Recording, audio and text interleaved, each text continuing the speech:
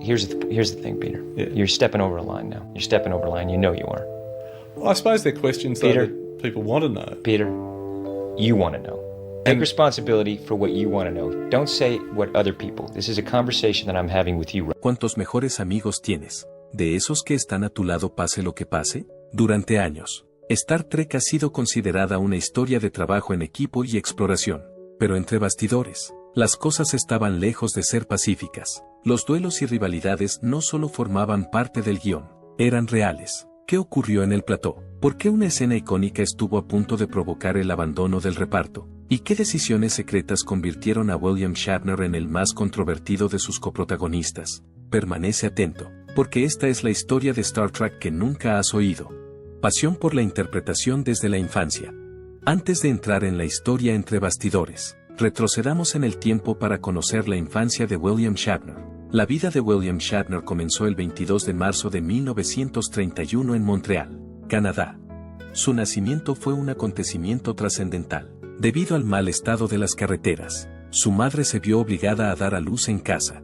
El principio de su existencia parecía predeterminado para comenzar con una narración significativa. Estaba claro que Shatner sentía pasión por la interpretación desde muy joven. Su matriculación en una escuela de interpretación dirigida por una conocida actriz canadiense comenzó cuando solo tenía 8 años. A los 10 años ya actuaba de forma profesional. La flauta mágica de la CBC fue el primer programa de radio en el que apareció como intérprete. Al cabo de un par de años, apareció en una producción de Tom Sawyer en un teatro local y obtuvo muchos comentarios positivos por su actuación. Se creía que tenía una presencia teatral muy superior a su edad, incluso a una edad temprana. Era obvio que Shatner poseía algo único. En 1948, Shatner se matriculó en la Universidad de McGill para iniciar su carrera académica. Con el tiempo se supo que no era el mejor estudiante, e incluso reconoció que no asistía a clase muy a menudo, pero a pesar de sus dificultades en las aulas, tuvo un gran éxito en la escena teatral de la escuela. En 1950, produjo una obra estudiantil que se convirtió en un gran éxito, e incluso actuó en ella. Incluso la Canadian Broadcasting Corporation, donde Shatner hizo su primera aparición en televisión, se fijó en él. A principios de 1956, Shatner tomó la decisión de ir a Nueva York para dedicarse a la interpretación a tiempo completo. Cuando fue elegido para el papel de Tambourine el Grande en la producción de Broadway, se le presentó su primera oportunidad importante.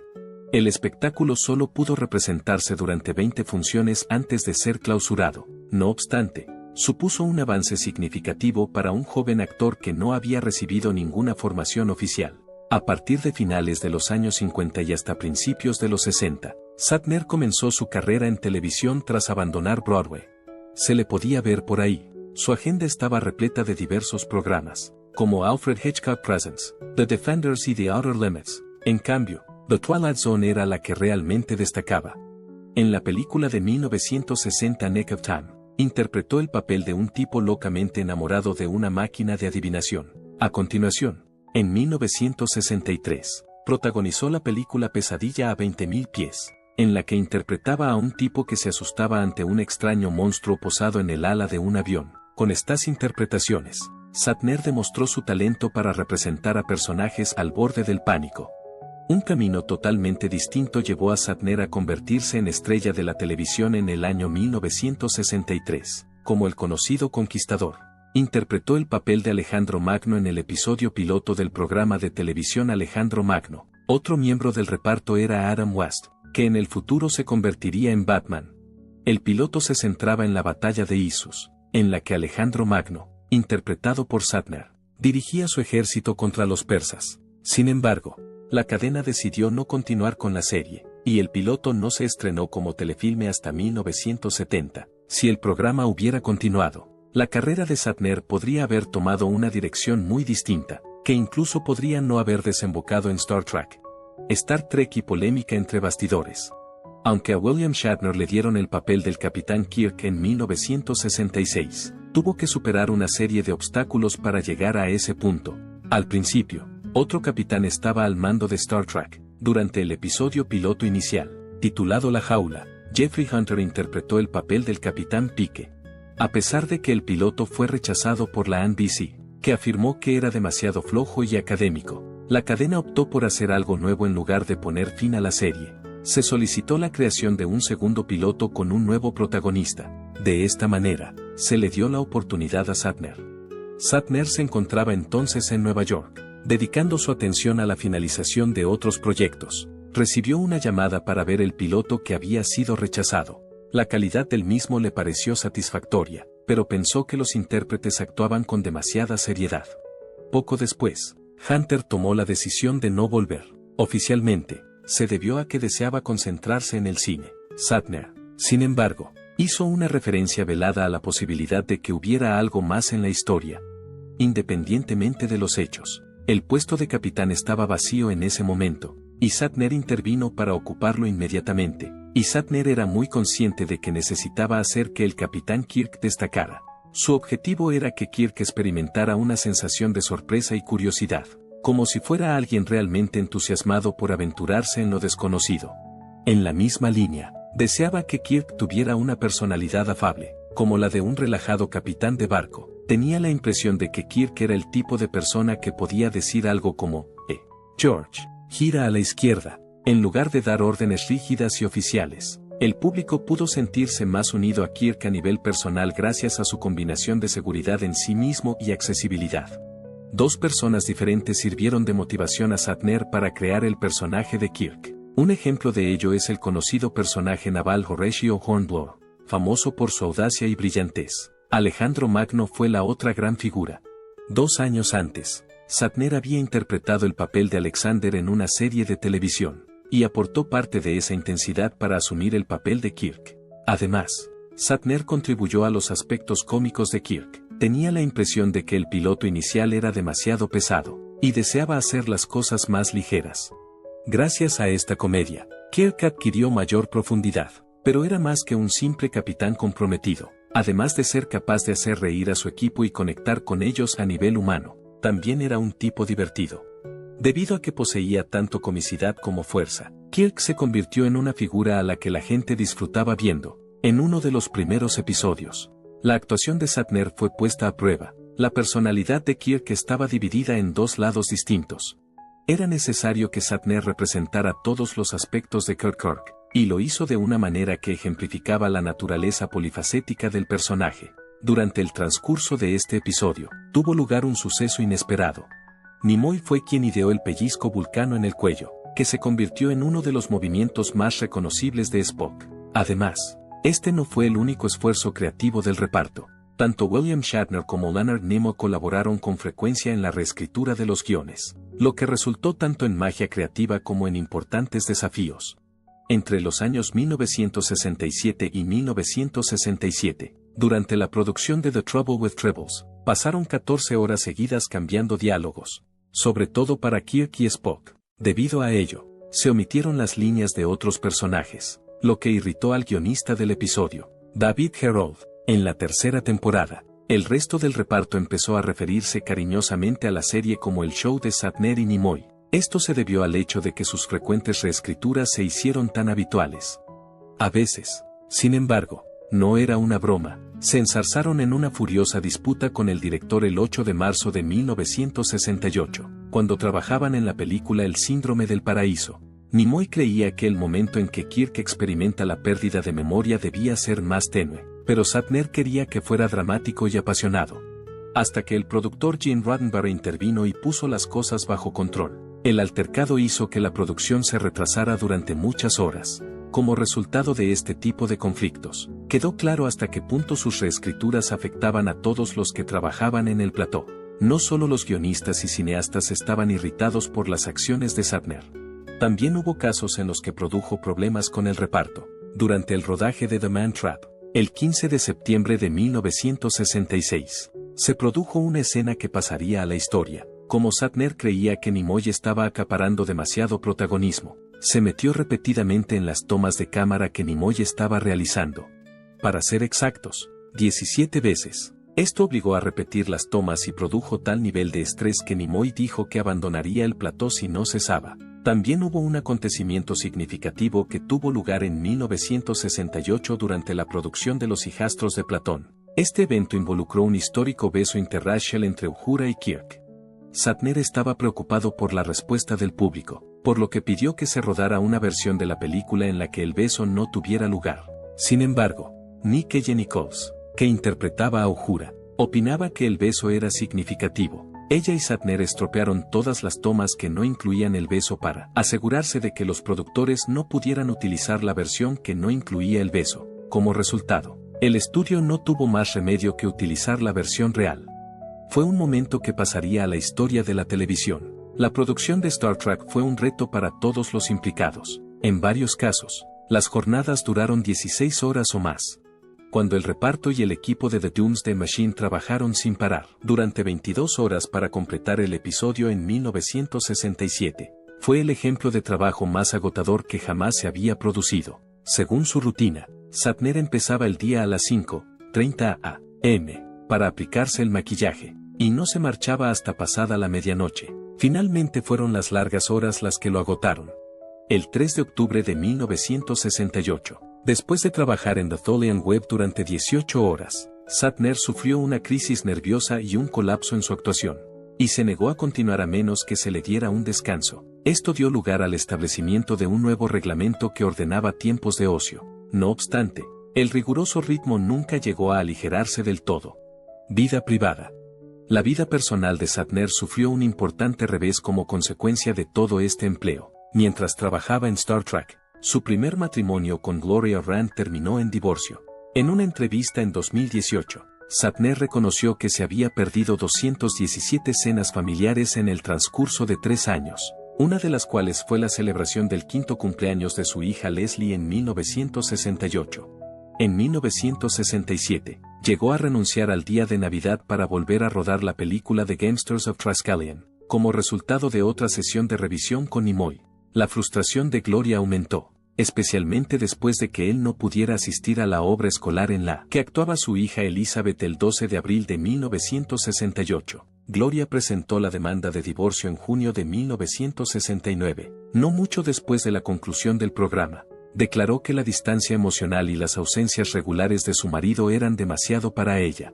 Posteriormente, Shatner expresó su remordimiento por la gran cantidad de tiempo que había perdido con su familia, que incluía 47 fines de semana pasados con sus hijos a lo largo de esos años. En 1969, cuando Star Trek llegó a su fin, la vida de William Shatner sufrió una transformación radical. A pesar de que el programa contaba con un minúsculo pero devoto número de seguidores, no era suficiente para mantenerlo en antena.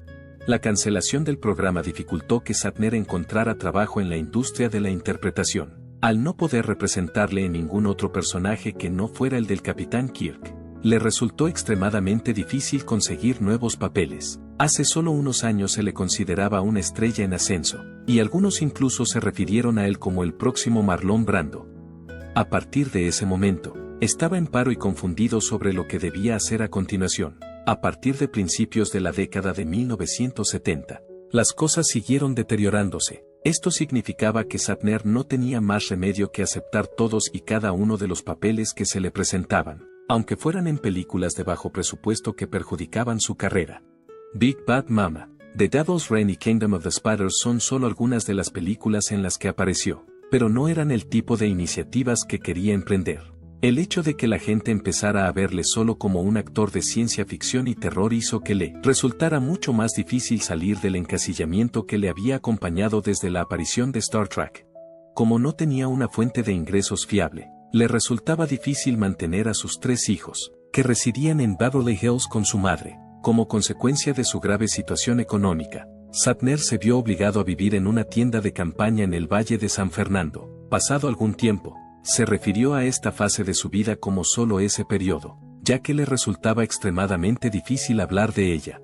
Tras perder su casa, el otrora famoso actor luchaba por llegar a fin de mes haciendo lo que fuera para conseguir algo de dinero. Para llegar a fin de mes, Shatner aceptaba todos los trabajos que caían en sus manos, fueran del tipo que fueran, con el único propósito de ganarse unos dólares. Hacía apariciones en pequeñas fiestas o reuniones. Una Navidad, no pudo comprar regalos a sus hijas porque no tenía dinero. Como alternativa, envolvió cosas que ya poseía, como su phaser de Star Trek, y se las regaló a otros. Aunque fue un momento difícil y humillante, Shatner nunca perdió de vista sus sueños. Entonces, En 1979, todo experimentó una revolución. Se produjo una nueva adaptación cinematográfica de Star Trek, y William Shatner volvió a interpretar al Capitán Kirk. En el momento de su estreno, la película contó con un presupuesto de $35 millones, lo que la convirtió en una de las más costosas jamás producidas hasta ese momento. En un principio, Paramount tenía la intención de producir un nuevo programa de televisión de Star Trek, pero, cuando la Guerra de las Galaxias se convirtió en un gran éxito en 1977, tomaron la decisión de producir en su lugar una adaptación cinematográfica de la franquicia, aunque al principio Shatner se mostró reacio a volver. Finalmente decidió hacerlo tras recibir un salario considerable y obtener cierto control sobre el guión. A los 48 años, se esforzó mucho por estar en forma, y consiguió perder 25 libras a base de ejercicio y nutrición rigurosos. Sin embargo, el rodaje no fue un proceso sencillo. El guión se modificaba una y otra vez. En ocasiones, las secuencias se rodaban el mismo día. En varias ocasiones, Shatner entró en conflicto con los autores y el director, ya que abogaba por conceptos como una secuencia en la que Kirk realiza un arriesgado salto espacial. Sin embargo, debido a limitaciones financieras y preocupaciones por la seguridad, no fue posible llevarla a cabo. A pesar de las dificultades, el lanzamiento de la película tuvo lugar en diciembre de 1979, para deleite del público. La interpretación de Kirk por parte de Shatner fue aclamada por su fidelidad al personaje y su mayor madurez. Fue una película sólida que recaudó $139 millones en todo el mundo, pero no fue un gran éxito ni mucho menos. Con la siguiente película, las cosas fueron diferentes. La ira de Khan, Star Trek II, se estrenó en 1982. A pesar de contar con un presupuesto menor, se convirtió en un gran éxito, recaudando $95,8 millones y siendo reconocida como una de las mejores de la serie. Ambos elogios fueron recibidos. Entre 1979 y 2016 se estrenaron 13 películas de la franquicia cinematográfica Star Trek, lo que la convierte en una franquicia masiva. Por otra parte, la influencia de Star Trek no se limitó a la venta de entradas. Beam Me Up, Scotty, and Live Long and Prosper son ejemplos de frases que se han arraigado en la conversación cotidiana. Incluso la tecnología que existe en el mundo real se inspiró en la serie, como un concurso para diseñar un triaje médico que sea operativo. Sin embargo, a pesar de todo el éxito, las cosas no siempre iban sobre ruedas. La película de 1989 Star Trek D, La Frontera Final, que Shatner dirigió, fue uno de los retos más difíciles a los que se enfrentó la franquicia. Su intención era que la tripulación del Enterprise emprendiera un viaje profundo y significativo en busca de Dios. Sin embargo, el estudio no aprobó su concepto y le obligó a modificarlo. Varios años después, Shatner declaró que no estaba preparado para asumir una empresa tan importante. Fracasé, me dijo. Durante décadas, le atormentó el recuerdo de aquel fracaso. Los problemas con la película comenzaron en una etapa temprana. Shatner había imaginado una conclusión espectacular en la que enormes criaturas de roca emergerían de una montaña, pero la ejecución de tales criaturas habría sido demasiado cara. Fue difícil hacer 10 trajes para los monstruos debido a las limitaciones presupuestarias, ya que cada traje para las criaturas costaba $250,000. A pesar de que Shatner tuvo que contratar a un equipo más reducido para los efectos, el trabajo que realizaron no estuvo a la altura de lo que los fans esperaban de una película de Star Trek. La producción de la película fue especialmente difícil debido a los conflictos que existían entre el reparto. Posteriormente, George Takei declaró que Shatner experimentó sentimientos de inseguridad debido a la cantidad de atención que recibía el personaje de Leonard Nimoy, Spock. Como resultado de estos conflictos, a Shatner le resultó más difícil mantener el equilibrio entre sus papeles de director y estrella de la película. Hizo un esfuerzo por dar a otros personajes sus momentos, como el baile en abanico de Uhura y la secuencia de la huida de Scotty, pero tales momentos no fueron suficientes para redimir la película. Aunque se produjo con un coste de $33 millones, solo recaudó $63 millones en todo el mundo, muy lejos del éxito que alcanzó. La carrera de William Shatner dio un giro inesperado tras la conclusión de su papel en Star Trek, el drama policíaco T.J. Hooker, en el que apareció, se estrenó en 1982. Esto supuso un cambio significativo para él, ya que fue elegido para el papel de Thomas Jefferson Hooker, un sargento de policía rudo y resuelto. Al principio, Shatner ni siquiera estaba interesado en hacer el papel. Rick Husky, el creador del programa, no renunció a él a pesar de que lo había rechazado 3 veces. Tras reescribir el guión del piloto para hacerlo más adecuado a Shatner, tuvo éxito. Después de algún tiempo, Shatner dio su aprobación, y el programa pasó a convertirse en un gran éxito, con hasta 20 millones de espectadores cada semana. Fue el inquebrantable compromiso de Shatner con el programa lo que contribuyó a su popularidad. Insistía en realizar sus propias acrobacias, incluso las que eran potencialmente peligrosas. El coste de esta dedicación a la autenticidad no era algo que se tomara a la ligera. Tuvo muchas lesiones a lo largo de su vida. Además, Heather Locklear, que se incorporó al reparto durante la segunda temporada, fue presentada al público. El público se sintió atraído por ella debido a la conexión que compartió con Shatner en el cine. Cuando la carrera de Locklear empezó a despegar, Shatner se convirtió en su mentor, ayudándola a gestionar la celebridad que estaba experimentando. Además de su popularidad en televisión, T.J. Oker se convirtió en un fenómeno cultural. Se pusieron a la venta figuras de acción, un juego de mesa e incluso un cómic basados en la serie. En reconocimiento del carácter persuasivo de la representación que Shatner hace de las fuerzas del orden, la Academia de la FBI de Virginia le cursó una invitación para pronunciar un discurso. El posterior trabajo que realizó en Boston Legal se inspiró incluso en este acontecimiento. El año 1997 marcó el inicio de la transición de Shatner a una carrera totalmente nueva como imagen de Priceline.com. Al principio, se trataba de un acuerdo de 6 semanas en el que desempeñaba el papel de negociador, una figura conocida por forjar tratos.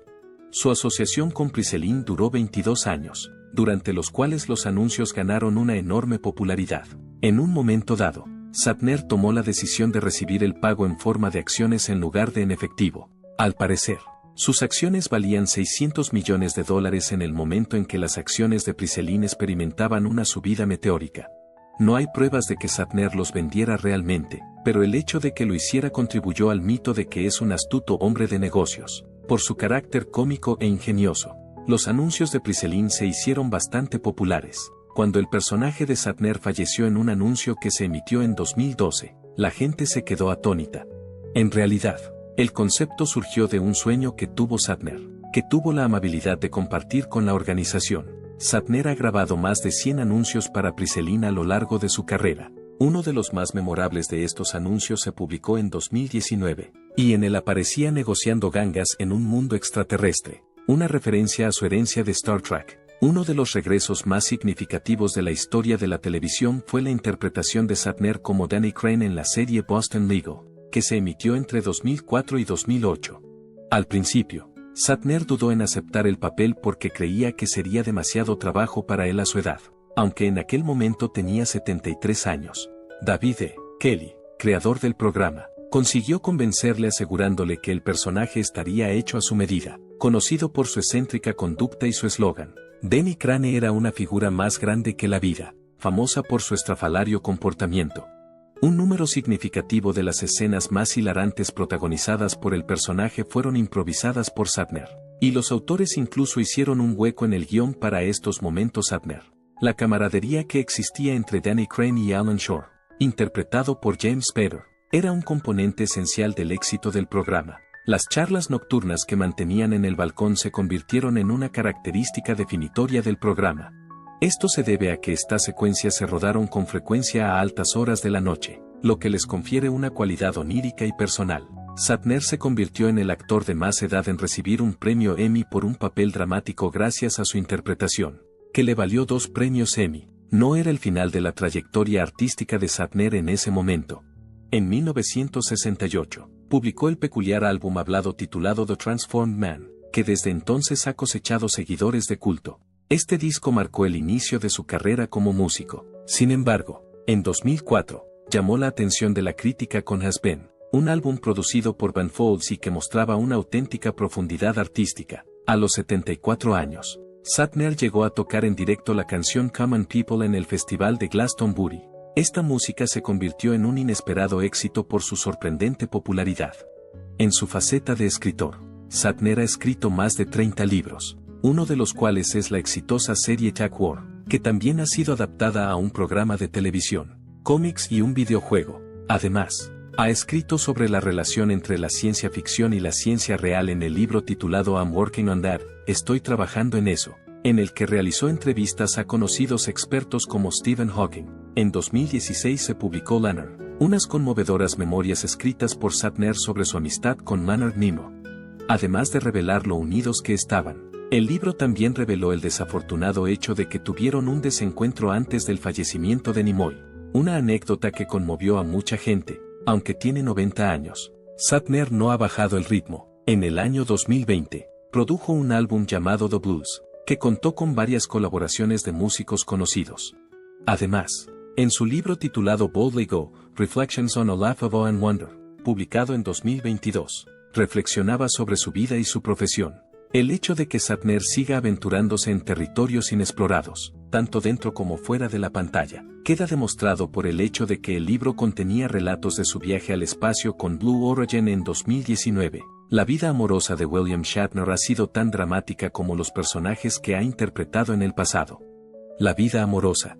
En 1956 se casó con Gloria Rand, lo que supuso el comienzo de su primer matrimonio. Durante los inicios de su carrera como actor, se dedicó a esto. Sus 3 hijas nacieron juntas: Leslie, en 1958, Elizabeth, en 1961, y Melanie, en 1964. Sin embargo, debido a que Shatner se hizo famoso a finales de los años 60 a raíz de Star Trek, su relación empezó a deteriorarse. Posteriormente declaró que estaba tan preocupado por su trabajo para mantener a su familia que no experimentó ninguna alegría en su matrimonio. El mismo año en que Star Trek llegó a su fin, 1969, se divorciaron. Mercy Lafferty era la esposa de Shatner, y corría el año 1973. Ambos sentían pasión por los caballos, y pasaron muchos años trabajando juntos en la cría de caballos de exhibición. Aunque se divorciaron en 1996, su amor mutuo por los caballos siguió siendo un fuerte vínculo entre ellos. De hecho, Shatner tuvo que consentir en enviar a Mercy semen fresco y refrigerado de sus caballos de premio tras la conclusión de su divorcio. El hecho de que los caballos desempeñaran un papel tan importante en sus vidas queda demostrado por este peculiar pero acertado aspecto de su relato. En 1997, se casó por tercera vez con Noreen Kerr, y la unión fue sentida y dolorosa a partes iguales. Varias personas le advirtieron que no se casara con ella porque luchaba contra el alcoholismo. Sin embargo, Shatner confiaba en poder ayudarla. En una declaración posterior, afirmó que la había amado y creía que podía curarla. Lamentablemente, su relato llegó a su fin con el corazón roto. En 1999, unos 2 años después de casarse, Shatner volvió a casa y vio a Noreen nadando en la piscina. Había fallecido ahogada. Shatner declaró que la rescató sacándola del agua e intentando salvarla. Más tarde, los medios de comunicación difundieron acusaciones de que él podría haber estado implicado, lo que le causó una gran angustia emocional. Creó una organización benéfica para ayudar a las mujeres que luchan contra la adicción como forma de rendir homenaje a Noreen.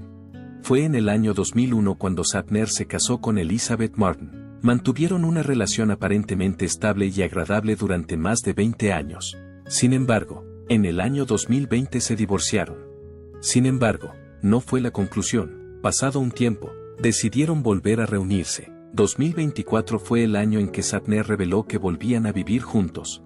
Declaró que, aunque vivían juntos como pareja, no se habían vuelto a casar oficialmente. Señaló que habían descubierto un medio para ayudarse mutuamente en la vida sin cometer los mismos errores que en el pasado. Se refirió a Elizabeth como la exuberancia de la vida. A pesar de los muchos altibajos que han sufrido sus matrimonios, Shatner ha mantenido un fuerte vínculo con sus hijas. Declaró que sus hijas le recuerdan como un padre que se implicaba en sus vidas, a pesar de que a menudo estaba preocupado por su vida profesional, siguiendo un poco los pasos de su padre. Todas sus hijas han hecho cameos en producciones relacionadas con Star Trek, aunque en papeles secundarios. Shatner también es muy feliz en su papel de abuelo. Como ahora tiene la oportunidad de pasar tiempo con sus nietos, puede compartir historias y crear recuerdos con ellos. Considera que esta es una de las mayores alegrías de su vida. La historia de la vida de Shatner es una historia de perseverancia, por mucha felicidad o dolor que haya experimentado, que nunca es demasiado tarde